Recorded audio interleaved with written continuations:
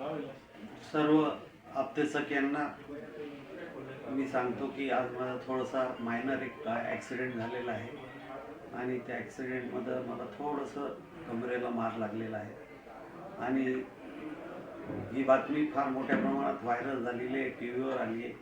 माझी सर्व आप्तसख्यांना विनंती आहे की माझी तब्येत चांगली आहे आणि कोणीही त्याची चिंता करण्याची गरज नाही आहे. आपण मला भेटण्याचा फार काही कोणी प्रयत्न करू नका. मला रिकवर व्हायला थोडासा 1 आठवडा जाणार आहे, पण आपण सर्वजण आपापल्या कामात राहावं. आपल्याला माहीत आहे की आपण अमरावती महानगरपालिकेची निवडणूक आलेली आहे. उद्या आपण आपला मेळावा घेतलेला आहे. माझी आपल्या सर्व कार्यकर्त्यांना विनंती आहे की आपण मेळाव्याची तयारी करावी. उद्या मी मेळाव्याची तिथं येणार आहे, त्याच्यामुळे चिंता नसावी.